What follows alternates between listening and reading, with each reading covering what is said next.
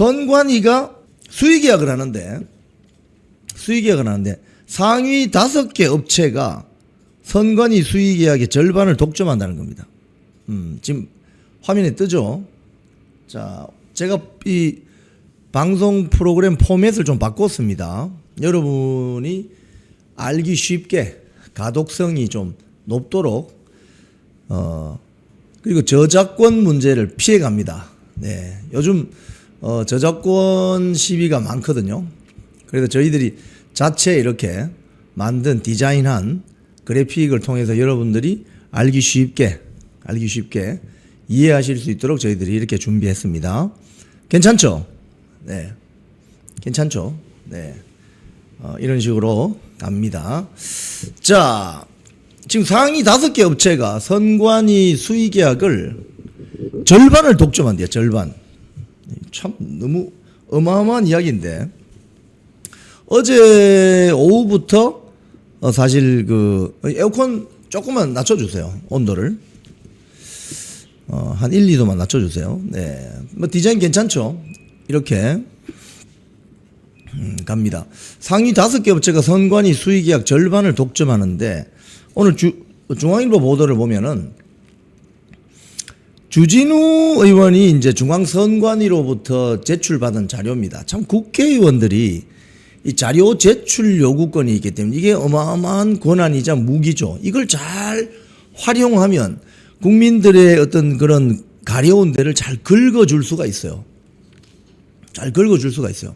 네. 이 상위 5개 업체 선관위 수의계약 절반 독점. 이 부분 그래픽을 좀 계속 노출을 해주면 좋겠습니다. 네. 제가 말씀드릴 때까지.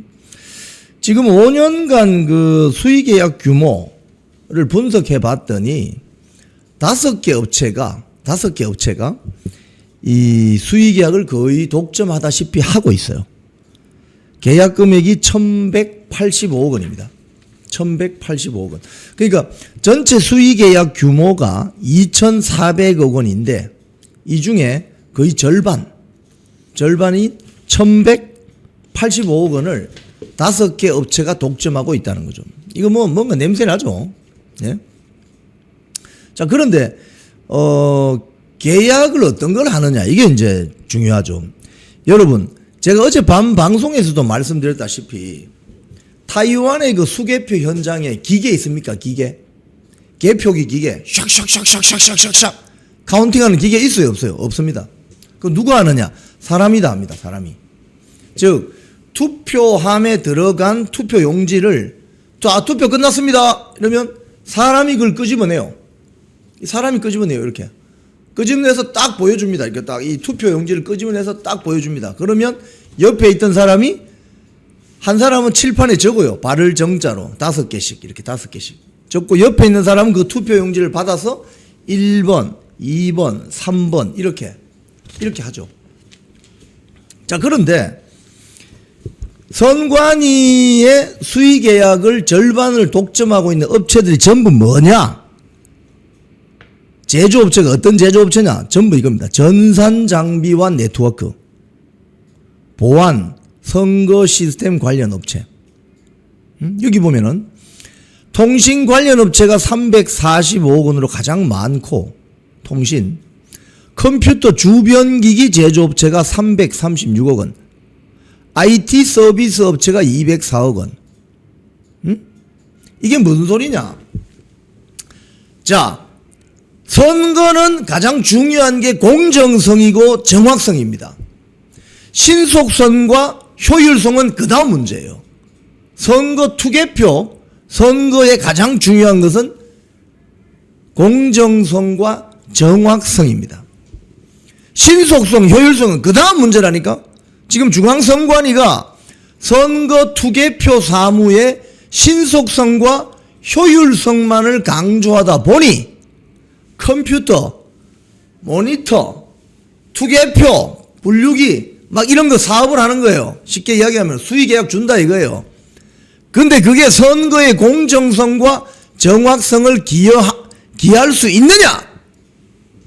이번에 다 드러났잖아. 안 된다 이거예요. 그거는 기계를 아무리 갖다 놔도 사람이 공정하지 않으면 안 되고, 사람이 정확하지 않으면 안 된다는 거예요. 이게 만천하에 드러난 거 아닙니까? 그래서 상위 5개 업체 선관위 수의 계약이 이게 수상하다는 거예요.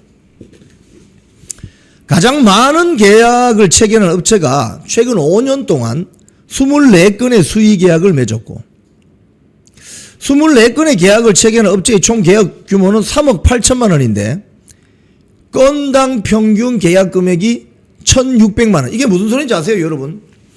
수의 계약을 피하려면 건당 계약 금액이 2천만 원 이하이거나 여성이 대표 이상인 것은 5천만 원 이하면 됩니다. 딱 나오죠, 답이. 수의 계약하면 아이 문제된다. 5천만 원 이상 하면 안 되거든요. 그러니까 여성 CEO 같은 경우는 일반은 2천만 원 이상 하면 안 된다 이거요. 그런데 3억 8천만 원 땡긴 이 업체 건당 평균 계약 금액이 1,600만 원. 딱 나오죠, 답이. 2천만 원 넘지 않게 1,600에서 한 1,800 사이에 이렇게 건당 쪼개기 계약을 한다 이거예요. 쪼개기 계약. 그래서 수의 계약이 한다. 다 피해가는 거지, 이런 식으로. 그래서 주진우 의원이 이른바 쪼개기 계약 가능성이 있는지 살펴봐야 된다. 이렇게 설명했습니다. 하하, 이렇게 하는구나. 이렇게 하는구나. 자, 그런데 그 다음 올려주세요. 네. 서울, 부산 선관위 같은 경우에, 수상한 게 또 있습니다. 뭐냐? 자, 먼저, 정상적인 것으로 보이는 것부터 말씀드리면,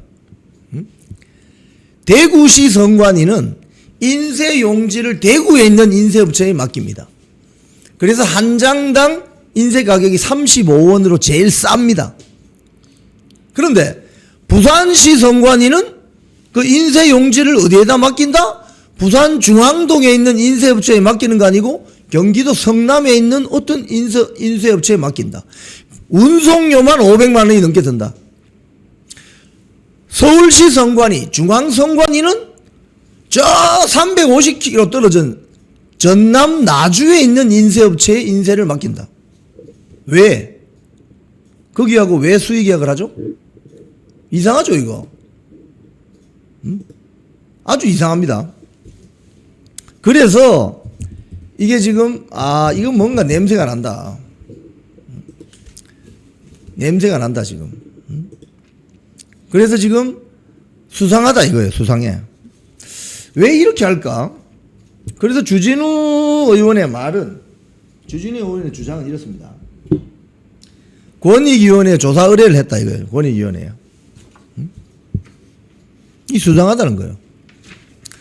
중앙선관위와 서울시 선관위가 왜 전남 나주에 있는 인쇄업체에 수의계약을 몰아주느냐 이거예요. 총 18회에 걸쳐서 전남 나주에 있는 업체에게 5억 5천만 원치의 수의계약을 체결했습니다. 그러니까 이게 중소기업이라고 봤을 때 어마어마한 규모죠. 어마어마한 규모. 1년에 5억 5천만 원 수의계약 체결했다. 경쟁 입찰도 아니고. 부산 선관위는 왜 성남에 있는 인쇄소까지 갔을까? 주진우 의원실이 제공한 그 선관위가 원거리에 있는 수의계약 업체 쭉 분석한 표를 보면은 전남 나주에 있는 인쇄소에 인쇄물을 쫙 하는데 2025년, 2026년 이 분석한 걸 보면 5억 4,900만 원어치를 수의계약을 했는데 뭐 건당 보면 5,300도 있고 2,400도 있고 1,800도 있고 뭐 여러 가지가 있습니다. 그러니까 2천만 원 이상 되는 게 많습니다. 왜 이랬을까?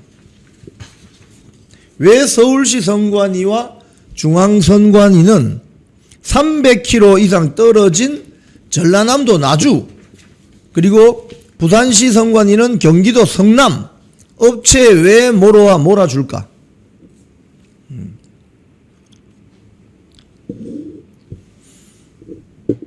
이건 리베이트 아니면은 해석이 안 되죠, 여러분. 여러분, 리베이트 아십니까? 리베이트. 우리 평범한 사람들이 이해하기 쉬운 말, 콩고물, 리베이트, 그거 아시죠? 왜 이런 일이 벌어질까? 참. 자, 그런데 물건들이 보면 그 인쇄도 있지만은 선관위 상위 5개 업체, 수의계약한 업체가 어떤 물건을 그러면 구매를 하느냐? 대부분 다 컴퓨터 관련, 뭐 전산 장비 이런 겁니다. 쉽게 이야기하면은 선거 투개표 사무를 지나치게 기계에 의존한다, 이게 기계에. 기계는 입력 오류 나면은 그거 다 그냥 가짜가 돼버리는 거죠. 사람이 일단 수개표 하면은 다 보고 있잖아요. 지켜보고 있잖아요. 그래서 지금 잠실 현장에서 이번 선거는 부정선거니까 재선거를 하고 당일 투표하고 수개표하자 이야기가 나오는 겁니다.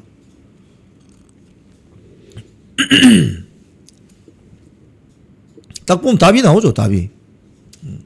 자, 그런데 그 외에도 뭐 여러 가지 뭐 이야기가 있어요. 예를 들자면은, 자, 이거 내려주시고, 그 외에도 본인 확인이 안 되는 지문 인식기, 이거 어제 방송에 제가 말씀드렸고, 아니, 지문 인식기가 본인, 이게 홍길동인지 홍길순인지 지문 인식기인데, 지문 인식이 안 돼요. 예? 그럼 이거 왜 쓰냐? 이랬더니, 이 투표 하러 왔는지 안 왔는지 출석 체크하는. 이 어이없는 거 아닙니까? 지문 인식기라고 발주해놓고 이 사람이 왔는지 안 왔는지 그것만 확인하면 된다. 이런 식으로 궤변을 늘어놓습니다. 그럼 그거는 모나미 볼펜으로 체크하면 되거든요. 홍길순 왔습니다. 체크. 홍길동 왔습니다. 체크. 지문 인식기가 왜 필요하냐. 이게 수백억짜리가. 이런 식으로 국민 혈세를 펑펑 써도 되냐 이거예요. 응? 물어봤어, 국민들에게. 그러면서 투표지 분류기도 오류가 많이 난다고 합니다. 그러니까 이게 뭐 곳곳이 지뢰밭입니다. 곳곳이 지뢰밭이에요. 자, 그럼 다음 뉴스 한번 올려보세요. 전직 선관위원장이 이런 폭로를 했습니다. 조선일보 유튜브 나와서 뭐라고 했느냐? 최종 개표 결과 입력, 그러니까 최종 개표 결과 하잖아요. 홍길동, 홍길순 몇 표? 뭐 500표, 300표 나오잖아요. 그거 입력하는 사람은 선관위 직원 달랑 1명뿐이다. 검증할 시스템이 돼 있지 않다. 놀라운 일입니다, 이거. 전직 선관위원장이 폭로한 거예요, 이거. 조선일보 유튜브에 나와서. 그 내용을 보면 이 손종학 교수라는 사람인데 충남대 로스쿨 교수. 과거 경기도 오산시 선관위원장 역임. 그런데 최종 개표 상황표를 선관위 서버에 입력하는 과정에서 그걸 컴퓨터로 입력하는 사람이 누구다? 선관위 직원 달랑 1명뿐이다. 그리고 여야 참관인이 입회할 수가 없다. 참관인이 철저하게 배제되어 있다. 이 눈먼 1분 동안 직원의 단순 실수, 이게 입력 오류라고 하죠. 그런데 내가 범죄를 저지르겠다고 생각하면 이거는 전산 조작이거든요. 악의적인 조작이 일어나도 이를 잡아낼 수 있는 검증 절차가 사실상 전무하다. 자, 무슨 말씀인지 제가 한번 말씀드려요. 아까 대만에서 어떻게 한다고 했죠? 자, 투표함에 넣었습니다. 투표지를 넣었습니다. 자, 투표 끝났습니다. 자, 개표합니다. 이 꺼내는 사람이 있어요. 딱 보여줘요. 그 영상에 보면. 자, 이렇게 한다. 그거 혹시 그거 한번 찾아보세요. 영상. 타이완에서 개표하는 그 현장 영상. 예. 그거 좋네요. 예. 혹시 뭐 동영상이 있으면 더 좋고 사진이 있으면 한번 올려줘 보세요. 네. 천천히 하세요. 천천히. 네. 자, 이 넣었다. 개표한다. 꺼낸다. 투표지 꺼낸다. 그럼 한 사람이 이렇게 보여줍니다. 이렇게 쫙. 1번 홍길동, 2번 홍길순 보여줍니다. 저기 나오죠? 그죠? 저기 보면은 투표함에서 투표 용지를 꺼내는 사람 있죠. 앞에 남성 안경 낀 사람. 근데 그 앞에서 한 다른 안경 낀 남성이 딱 이렇게 보여줍니다. 홍길동입니다. 2번 홍길순입니다. 보여주죠. 그럼 저 뒤에 있는 여성이 칠판에다 씁니다. 그걸 발을 정자를 이렇게 5명씩 묶어서. 옆에 마스크 쓰고 있는 여성 2분은 그 표를 받아서 1번은 1번대로 2번은 2번대로 이렇게 하죠. 자, 오른편에 서 있는 남자분, 그리고 저 이 사진에는 안 나옵니다만 그쪽에 뒤편에 있는 분들은, 펜스 뒤에 있는 분들은 국민의힘, 민주당, 개혁신당 뭐 등등등 나와서 개표 참관인으로 거기에 나와 있습니다. 여러분, 이게 정확합니까? 아니면은 개표기 뭐 오류도 나는 개표기 따르르 해가지고 카운팅해서 선관위 직원 혼자 달랑 앉아서 입력하는, 이게 정확합니까? 범죄를 저지르겠다는 생각이 있으면, 범죄를 저지르겠다는 생각이 있으면 어디가 더 취약하겠냐 이거예요. 한국이 더 취약한 거지, 한국이. 예? 그래서 이분이 말씀하는 과정은 이 결정적인 이겁니다. 이런 상황 속에서 입력하는 선관위 직원이 피로 상태에서 실수를 하거나 입력 오류, 혹여나 나쁜 마음을 먹고 수치를 조작하더라도 잡아낼 방법이 없다, 이렇게 이야기합니다. 자, 지금 사진에 나오는 타이완식이 정확하겠습니까? 아니면 대한민국의 무슨 수의 계약한 업체로부터 납품받은 전자 그 개표기 도르르르 해가지고 선관위 직원 한 명이 앉아서 탁 넣는 게 정확하겠습니까? 타이완, 이게 정확한 거지. 그래서 지금 잠실 국민항쟁 현장에서 나오는 저 여론, 당일 투표 수개표, 이게 중요하다는 거예요. 이 여론이. 응? 직접 손으로 해야 된다는 거예요. 직접 손으로. 못 믿겠다는 거예요, 이제. 응? 못 믿겠다는 거예요, 더 이상. 지난 10년 동안 2014년 사전투표하고 나서 계속 선거 끝나면 뭐 이야기가 나오잖아요. 이상하다 이거. 근데 드디어 이번에 터진 거지. 긴 꼬리가 잡힌 거지. 꼬리가 길면 잡히게 돼 있어요. 타이완식으로 가자는 거예요. 타이완식으로. 타이완이 우리보다 소득 수준이 높습니다. 컴퓨터 업체는 삼성전자보다 더 강력한 TSMC라는 회사가 있는 나라입니다. 저 타이완이 뭐 할 일 없어서 종이 넣었다가 뺐다가 이거 다 보여주고 이러는 줄 아세요? 뭐 K 보팅 전자 개표기 따르르륵 따닥따닥 이렇게 안 하고 왜 일일이 손으로 셀까? 왜? 저 사람들이 바보여서? 그렇지 않다는 겁니다. 바로 이건 선거의 투명성, 선거의 공정성, 선거의 신뢰성을 중요시하기 때문입니다. 투개표 사무의 신속성과 효율성은 그 다음 문제라는 거예요. 그 다음 문제. 표 손으로 세자. 시간이 1시간, 한두 시간 더 걸리겠지. 하지만 전산 장비로 하는 것은 위험하다는 겁니다. 왜? 해킹 당할 수도 있고. 대한민국의 적대 세력이 해킹할 수도 있잖아요. 해커들 뿌려가지고. 그럼 내가 500개로 입력했는데 갑자기 이게 1000개 되네? 이러면 곤란해진다 이거지. 그 이야기를 지금 전직 선관위원장이 하고 있는 겁니다. 응? 개표 새벽은 뭐 한 6시까지 해도 된다 이거예요. 수당 주면 되니까. 응? 정확하게 하자는 게 정확하게.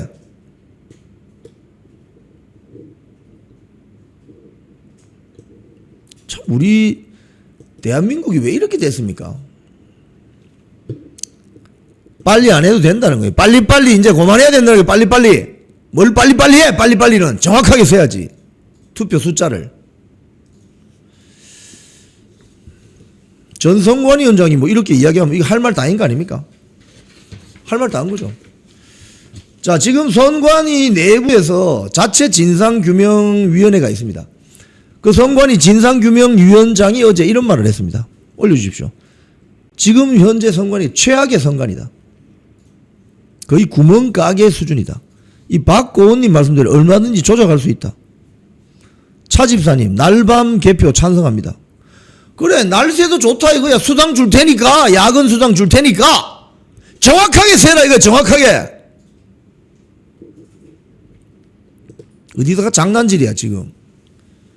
지금 조현욱 지금 자체 진상규명위원회 이것도 사실 좀 믿기가 어려워요. 왜냐하면 사고 친 자들이 모여가지고 무슨 자체 진상조사위원회가 나오겠습니까? 쉽게 이야기하면 도둑질 했는데, 내 표 도둑질 했는데, 그 도둑님들끼리 모여가지고 자체 진상조사하면 그거 되겠어요? 그거? 다 숨겨주고 가려주고 은폐하려고 하지. 하지만 진상규명위원장 조현욱 씨가 하도 보니까 이게 말이 안 나올 지경이죠. 그러니까 뭐라고 했느냐. MBC 라디오 나와가지고 이야기했습니다.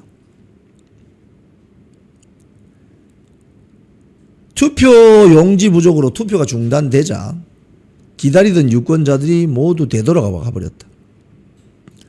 제가 볼 때는 가장 최악이다. 최악 수준이하고 문 닫아야 됩니다. 일반 기업이 이랬으면 기업은 당장 그 폐쇄입니다. 폐쇄. 그리고 비유적으로 말하면 구멍가게 운영하듯이 했다는 거 아니냐. 그런 표현이 어울릴 것 같아. 구멍가게 수준이다 이거요. 헌법상 뭐 독립기구라고 감사원 감사하면 안 돼요. 이런데 왜 합수본이 왜 서버를 털어갔지? 그때는 왜 조용했지? 합수본이 그 서버 털어간 거 가지고 또 뭐 다른 장난질 치려고 하나? 자기들이 분류할 때는 헌법상 독립공대 기구이기 때문에 손대지 마세요. 이러면서 합수본은 어떻게 서버를 털어갔지? 자, 다음요. 충주시장 재검표 다음 달 15일입니다. 6.3 지방선거 소청이 690건이라고 합니다. 690건.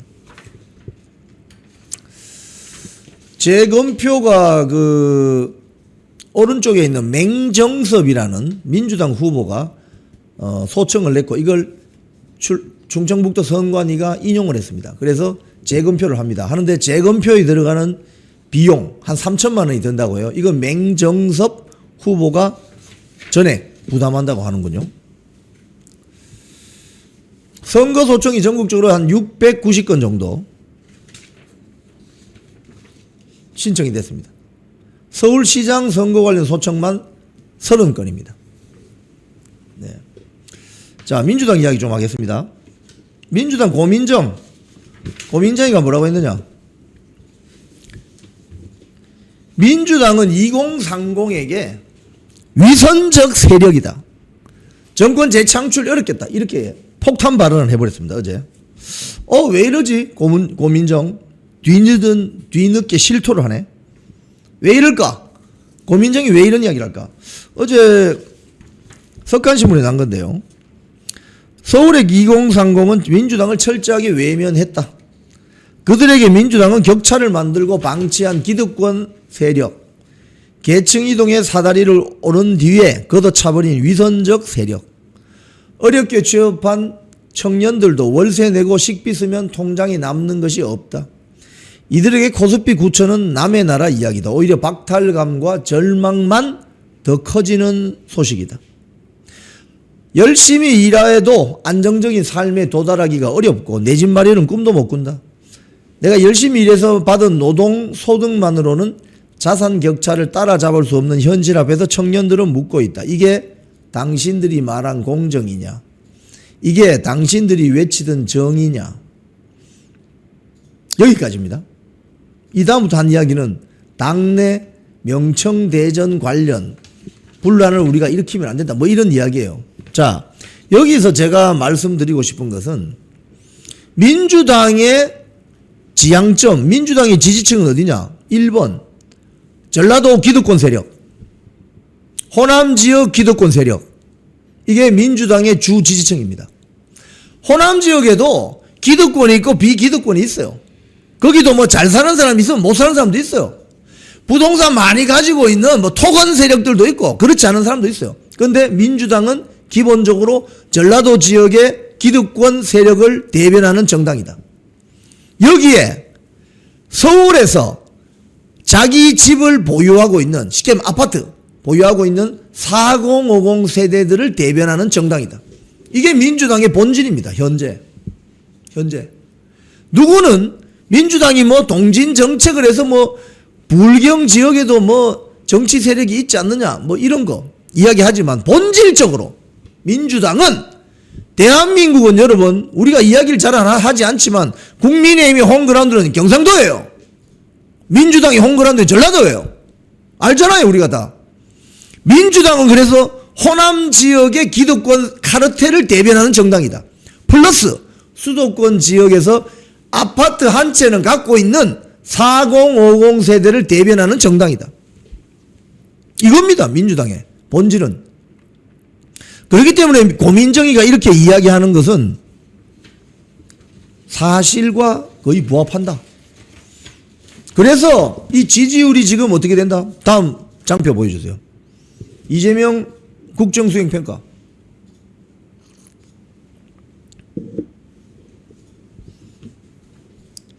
한 달 사이에 10% 넘게 폭락하고 있습니다.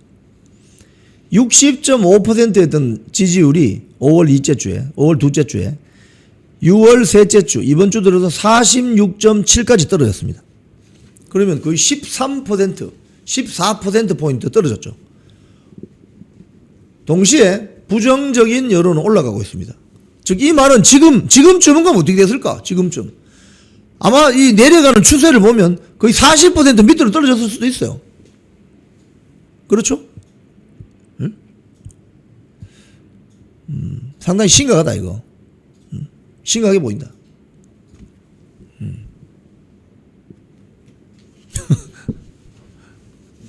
자, 그 다음 뉴스 데일리 베스트에서 뭐 만든 그 그래픽을 제가 한번 인용하겠습니다. 그럼 2030은 민심이 어떻게 되느냐? 2030. 지금 고민정의가 말한 2030 민심이 어떻게 되느냐? 민주당은 내려가고 국힘당은 올라간다 이거예요. 어? 뭐 MBS 여론조사 뭐 등등등 다 봐도 20대에서는 국민의힘이 59.1인데 최근 25.6%포인트 올라가고 민주당은 21.3, 30대도 27.4. 그러니까 인기가 없다는 거예요. 2030에서는 민주당은 이미 그러니까 잠실 현장에 나오는 2030들 윤석열 대통령 탄핵 국면에서 쏟아져 나왔던 2030들이 이제 알게 됐다는 거예요. 이 실체를 알게 됐다는 거예요. 이렇게 여론이 형성되고 있다는 거예요. 지금. 자, 그 다음 장표 올려보세요. 그럼에도 불구하고 지금 핵심 지지층 지금 2030만 폭락한 게 아닙니다, 여러분. 핵심 지지층도 내려간다 이거예요. 핵심 지지층. 오늘 중앙일보 분석이 이걸 잘 해놨습니다. 핵심 지지층. 아, 한국일보네요. 제가 요즘 좌파 매체를 유심히 봅니다. 지금 저기도 권력투쟁이 벌어졌잖아요. 명청대전. 제가 좌파 매체를 유심히 봅니다. 여기 보면 한국일보가 이렇게 해놨어요. 이재명 지지율 하락세는 핵심 지지층에서 두드러진다. 왜? 이유가 뭘까? 핵심 지지층. 핵심 지지층이 뭡니까? 서울에 부동산, 아파트 한 채라도 가지고 있는 4050. 그죠? 그리고 뭐 이른바 개딸, 친노, 친문, 이런 거, 이런 세력들이 왜 그러냐? 1번. 강성층에서 이탈이 세지는 것은 이 주로 정청래 미는 세력이거든요. 검찰의 보안 수사권 폐지를 정청래는 완벽하게 해야 된다 하는데 이재명과 김민석 등은 송영길 등은 아니다. 좀 중도층을 생각해서 그렇게 하면 안 된다 이러고 있죠. 그러니까 강성층이 이탈하는 겁니다. 저는 이번에 8월 17일에 있을 민주당의 당대표 선거에서 정청래가 약진하리라고 봅니다. 김민석을 떨어뜨릴 것 같이 보입니다. 정청래가 약진할 것으로 저는 예상합니다. 그럼 어떻게 되냐? 바로 이재명은 레임덕이에요. 레임덕. 강성층 일단은 검찰의 보안 수사권 폐지를 왜 이렇게 미온적으로 대처하느냐? 이재명 정권이. 그래서 이탈한다. 또 중도도 이탈하는데 중도가 왜 이탈하느냐? 부동산 보유세. 지방선거 끝나자마자 바로 세금 더 걷어들이려고 보유세, 양도소득세 걷어들이겠다고 나오죠. 그러니까 중도층도 즉 수도권 지역의 아파트 한 채 갖고 있는 4050 세대들에게 이제 선거 끝났으니까 자 보유세 양도소득세 좀 걷어드리겠습니다. 이러니까 이탈한다 이거예요. 또 청년층은 재선거 이번에 부정선거 재선거 이슈 공소취소 이재명의 재판을 없애버리는 공소취소 서울 집값 상승 절망적이다 이거예요. 그러니까 아까 제가 말씀드린 것처럼 민주당의 주요 지지층이 어디냐 지지 세력이 호남 기득권 플러스 수도권에 내 집 한 채라도 가지고 있는 4050 세대인데 자 먼저 수도권에 있는 4050 세대들에게는 보유세 양도소득세 걷어드리겠다는 걸로 네 별로 관심 없어. 그리고 2030 세대는 재선거 이슈 등등등 그 다음에 공소취소 불공정 2030 세대는 불공정 문제에 예민하고 민감합니다. 이재명의 재판을 없애는 공소취소 그죠? 그리고 부정선거 이슈 이런 게 일단 심기를 건드렸죠. 심기를 불편하게 만들었습니다. 그리고 자신들의 미래를 불투명하게 만드는 수도권 지역 아파트 가격 급등 이런 것들이 수도권 지역의 2030 집안채 가지고 있는 4050 세대들을 민주당으로부터 이탈시키고 있다. 그럼 남는 건 누구냐? 전라도 호남 카르텔밖에 안 남는다 이거. 호남 기득권 카르텔밖에 안 남는다 이거예요. 결국은 중앙 권력을 민주당이 잡아야 호남 기득권 카르텔이 뭐 공사도 하고 수익계약도 따내고 그런 거 아니에요? 그게 지금 이탈하고 있다. 그럼 결국 남는 거는 호남 기득권 카르텔만 남을 것이다. 이렇게 보여지는 거죠. 오늘 한국일보가 원인 분석을 아주 잘했습니다. 자, 그 가운데 그 다음 장표 올려주세요. 이재명 정권이 민정수석 기용하는 바람에 지금 문조 털레유 여러분 문조 털레유 아세요? 이게 지금 아주 자기들끼리 싸움이 났습니다. 지금 싸움이 났습니다. 지금 지금 SNS상에 문조 털레유 뭐 이런 말이 유행하고 있습니다. 제가 한번 설명을 드릴게요. 되게 재밌는 거예요. 문조 털레유 문조 털레유 세력은 뭐냐? 문재인, 조국, 털보 김어준, 정청래, 유시민 이게 한편이라는 겁니다. 문조 털레유 즉 구친문과 구친노 세력을 문조 털레유로 묶을 수 있겠습니다. 이게 정청래를 밉니다. 지금. 그런데 지금 이재명에 붙어있는 세력은 새똥돼지길이랍니다. 새는 김민석의 좀 비하해서 부르는 김민세, 새. 똥은 그 유튜버 이동형 할 때 이동형. 돼는 돼지 김용민. 그 다음에 주는 이언주. 그리고 길은 송영길. 이렇게 되어 있습니다. 그래서 문조 털레유 세력하고 새똥 돼지길 세력이 붙었다는 겁니다. 재밌습니다. 쿵TV를 사랑하시는 시청자 여러분, 대한민국은 지금 체제 전쟁 중입니다. 연성 파시즘 체제로 갈 것이냐 아니면 자유민주주의 체제를 지킬 것이냐, 이를 위해서는 결단과 용기가 필요합니다.